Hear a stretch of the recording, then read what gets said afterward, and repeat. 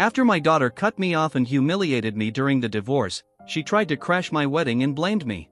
I'm a 44-year-old woman, and just a week ago, I got married for the second time, this time to James, who's 39. He and I have been together for 4 years now. We first met through some mutual friends, and after living together for almost 2 years, we finally decided to make it official. But honestly, our wedding nearly turned into a disaster, all because of my daughter. James ended up having to ask her to leave just to keep her from creating a scene. Now, everyone's pointing fingers at me, saying I failed as a mother because she was so upset about being kicked out.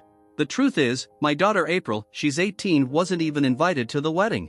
I know that probably sounds awful, but I had my reasons, and I believe they were valid. April and I hadn't been in contact for a couple of years. She chose to take her father's side during the divorce and even went so far as to publicly insult me. My ex-husband, Donald, who's 46, and I split up 6 years ago. The marriage just wasn't working anymore. We weren't compatible, and I was completely worn out from trying to keep the relationship afloat. We'd gotten married way too young, both of us in our early 20s, and we had April not long after that. Things started getting hard after she was born, especially financially. Suddenly we had a lot more responsibilities, and Donald just wasn't pulling his weight. He never took his job seriously, and it always felt like he was stuck in place, with no ambition to move up or improve. I had to carry the load for both of us, and that included everything at home too. When it came to household chores or parenting April, Donald was basically useless. I hate to say it, but he acted like he couldn't be bothered. I was left to do everything by myself, and it became incredibly exhausting. Still, I stuck around for years, hoping things might get better. By the time I actually filed for divorce, I had already stopped loving him. I was only staying for April's sake. Unfortunately, as April got older, she started taking after her dad in all the worst ways. She expected me to wait on her hand and foot, just like he did. I was juggling a full-time job, and even when I got home, there was no break for me. Neither of them lifted a finger, and neither of them ever thanked me for what I did. I started to feel more like their maid than a wife or mother. One day, I'd just had enough. I packed up and left without telling anyone. Then I filed for divorce. Thankfully, my parents and a few close friends had my back, so I didn't have to worry too much about where I'd stay or how to find a good lawyer. When Donald got served the divorce papers, he suddenly tried to act like he cared. He said he'd change and begged me to come back, but it was far too late for that. I told him I was done, and no amount of promises could change my mind. Even after more than a week, when I still wouldn't budge, he flipped the switch. He said he'd make sure I regretted leaving him.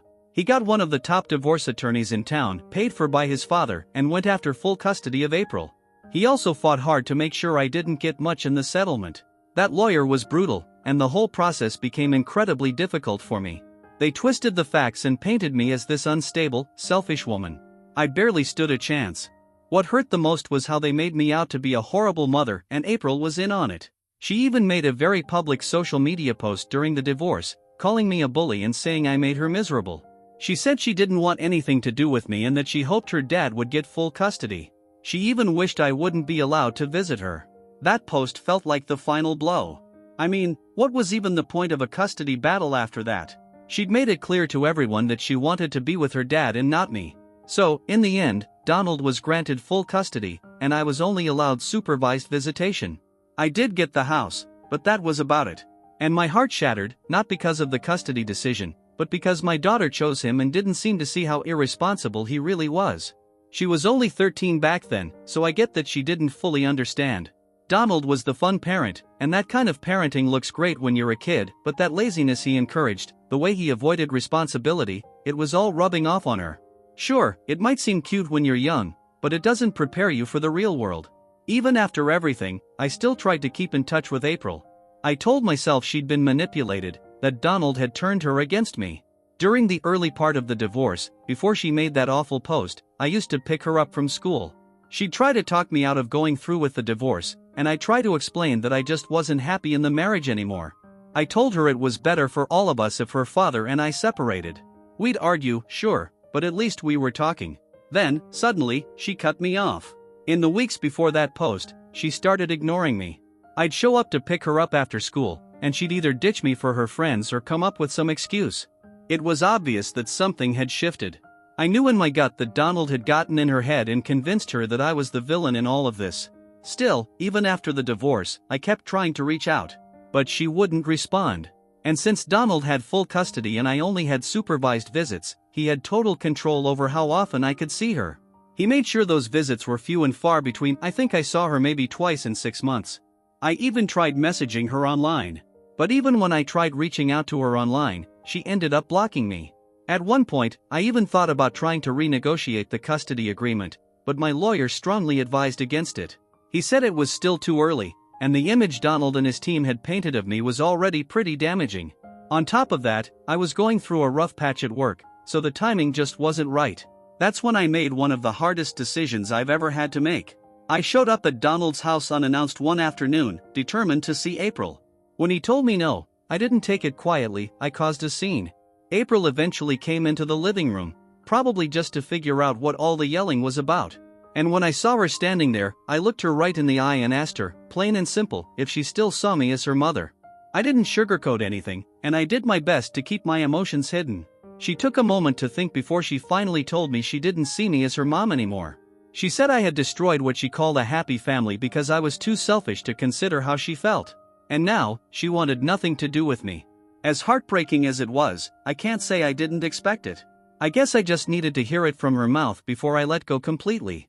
I wanted to know I had at least made an effort and wouldn't have to live with regret down the line.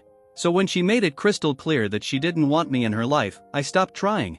It broke me, truly, but I had to focus on rebuilding my own life. Letting go of the person who mattered most to me felt like tearing out a piece of my soul, but I pushed through and buried myself in work just to stay afloat. Even though I stopped contacting her, I still kept an eye on her from a distance. I knew she was doing well in school, and part of me wanted to reach out so many times. But I held back. I felt like if she ever truly wanted to mend things, then the first move would have to come from her. After everything I'd been through, I was just too emotionally worn down to risk another heartbreak, especially from my own daughter. So for years after the divorce, we didn't speak. Not a single word. That's why, when I was planning my wedding, it honestly didn't even cross my mind to invite her. I didn't think she'd want to be there, and if someone hasn't spoken to you in almost 6 years, it's hard to believe they'd want to suddenly reconnect on your wedding day. When we sent out the invitations, April wasn't included, not out of spite, but because we simply hadn't had a relationship in a long time. And frankly, I didn't want to put myself in a situation where I'd be hurt again. Somehow, though, she found out about the wedding, probably through some loose-lipped relative, and she showed up that day. Thankfully, James and I had already exchanged our vows and were just about to share our first dance when she arrived. Our security team was incredible. They didn't interrupt us while we were in the middle of something important. They waited until the timing was right, and only then did they let us know what was happening. Apparently, April had tried to sneak into the venue after being denied entry once already. When the guards caught her again, they brought the matter to us and asked if she was supposed to be let in. I was stunned. She looked furious and demanded that I allow her inside, saying she was my daughter and had every right to be there. I was so caught off guard that I honestly couldn't even find the words. It was the first time I'd seen her as an adult, and my brain just froze. Seeing how shaken I was, James stepped in and took charge. He told security to escort her out because she wasn't on the guest list, and our wedding wasn't the place for drama, especially from someone who hadn't been invited. April ended up being dragged out, kicking and screaming. After that, James and I sat on a bench outside for a while so I could collect myself. I needed a few minutes to process what had just happened. I truly never imagined she'd show up, especially since she'd shown zero interest in being part of my life since the divorce. It took me a moment, but I eventually reminded myself that this day wasn't about the past, it was about me and James. We had every right to enjoy our wedding without it being hijacked by someone else's emotions. Once I felt more stable, we rejoined our guests, and honestly, the rest of the day was beautiful. We had a blast, and by the time everything wrapped up, I had almost forgotten April had even shown up at all. But I was reminded the very next morning when Donald called me, for the first time since the divorce. He was livid. He chewed me out over the phone, furious that James had her thrown out. He said James had no right to do that, especially when April had only come to the wedding to make peace. According to him, she was humiliated and heartbroken, and it was all our fault. He insisted we owed her an apology. I stood my ground. I told him I wasn't about to apologize for what happened. This was my wedding day, and if April had truly wanted to reconcile, she should have reached out beforehand. If she had done that, I probably would have invited her. But showing up uninvited, trying to sneak in, and then causing a scene? That's not how you make amends. She acted like she was entitled to be there, as if being my daughter gave her the right to crash my wedding, regardless of everything that had happened. Instead of being calm or respectful about it, she was aggressive and rude. So no, we didn't think it was wrong to have her removed. James already knew all about April's behavior and our history, so he made a judgment call in that moment, and I believe it was the right one. James and I had spent months planning every little detail to make sure our wedding turned out perfect. Invitations had gone out well in advance, so if April knew exactly where and when to show up, that meant she must have known about the wedding for quite a while. And if she truly wanted to patch things up with me, she could have reached out before the big day, not show up out of the blue. The fact that she waited until the last minute made the whole thing feel off, like she was just trying to make a scene. That's why James didn't let her in. He made that decision on his own in the moment, and I honestly think he did what needed to be done. I explained all of this to Donald and told him that April would just have to cope with her disappointment. Well, he didn't take that well at all. He snapped and accused me of being a terrible mother. So I reminded him, calmly, that I hadn't been allowed to be a mother to her for the past 6 years. That was the custody arrangement he fought for. I also reminded him that it was April who said I wasn't her mother anymore, and that's the reason I stopped trying. He was the one who poisoned her against me, so it was pretty hypocritical of him to suddenly act outraged about our lack of a relationship. When I said that, he got irritated and hung up on me.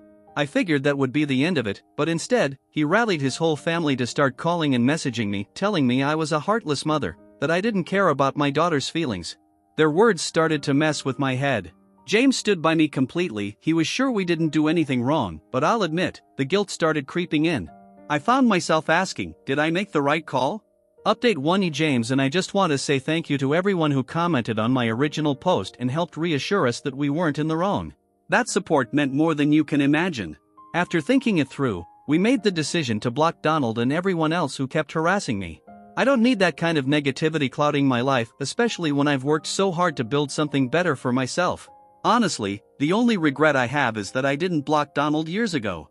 The only reason I hadn't was because, deep down, I thought maybe one day he'd reach out and say April wanted to talk to me. I guess, in a strange and twisted way, that's exactly what happened, just not how I hoped it would. At the end of the day, I don't believe I'm a bad mother. I just chose to put myself first for once on my wedding day, no less. If Donald and April can't see why that mattered, then that's on them. I'm not apologizing to either of them. Also, I wanted to address something a few people brought up in the comments. Some accused me of abandoning April, and that couldn't be further from the truth. I fought hard for custody. I poured everything I had into trying to stay in her life. Even after the court ordered her to live with Donald and limited me to supervised visits, I still tried. I pushed to get those terms changed. I did everything I could to keep that connection with her. But she rejected me. Not just once, every single time. What more could I have done? She was living comfortably with her father, clearly happy without me. If she had ever reached out, I would have welcomed her with open arms. But she didn't. She chose to stay away. And I get it, I'm her mother, and a mother's supposed to forgive no matter what. But I'm also human. I have feelings. I have limits. So I really hope that clears the air, because the last thing I want is for anyone to believe I just abandoned my child.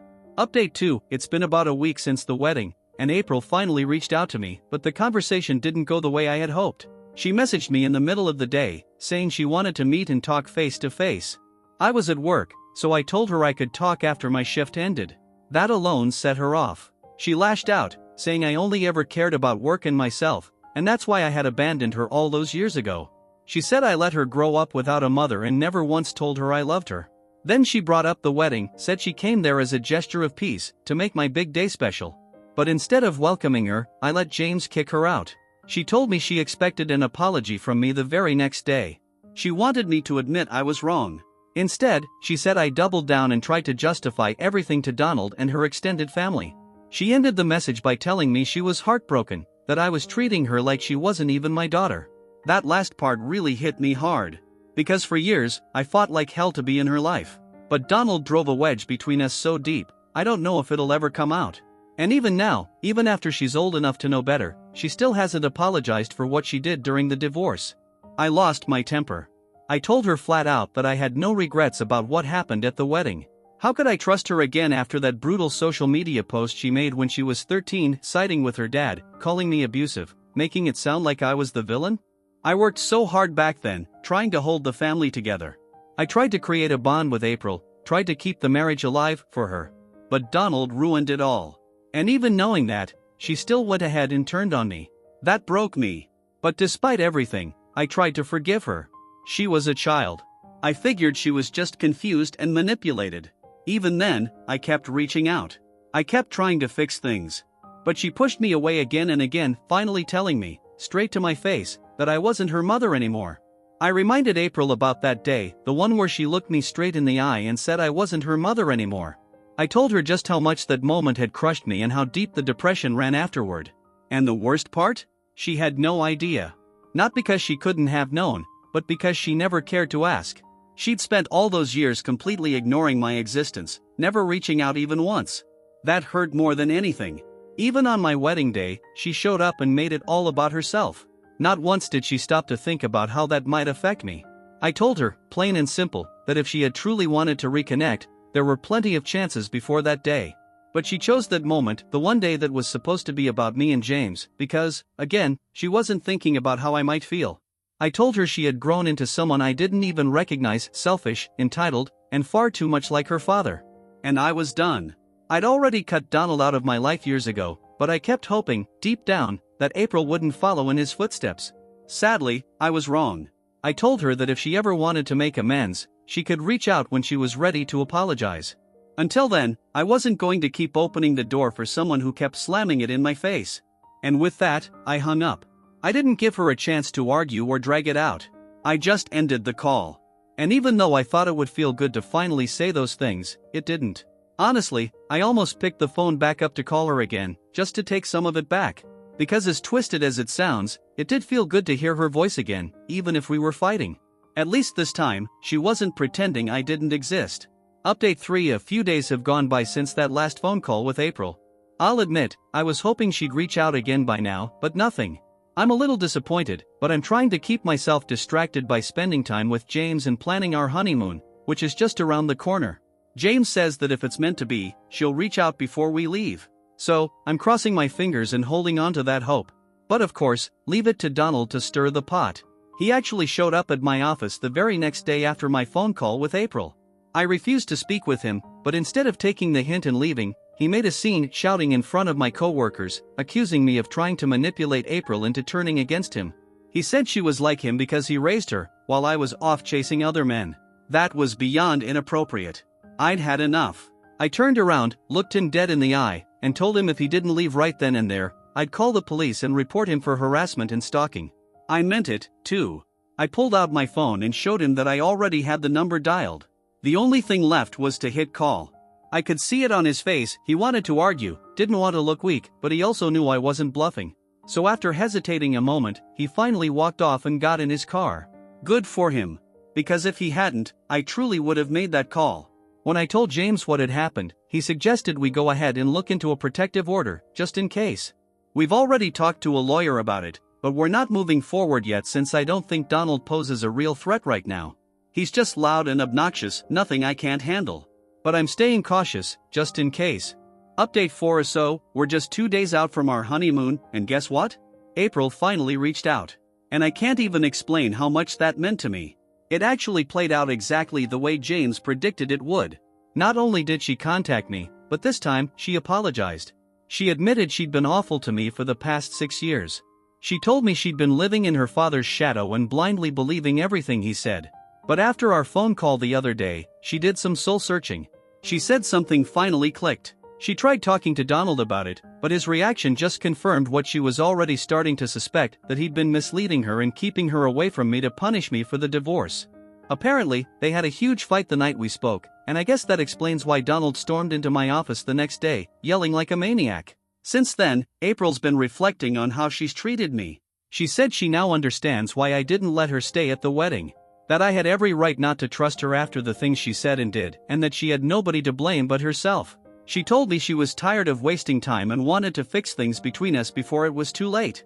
We talked for a long time, and by the end of it, we made plans to meet up tomorrow. She even said she wanted James to come because she felt like she owed him an apology too. We're meeting for lunch, and I'm hoping it goes as well in person as it did over the phone. Update 5: James and I just got back from our lunch with April, and honestly, it felt surreal. Like something out of a dream. I never imagined we'd have a moment like this again, where we could sit down and talk like a real family.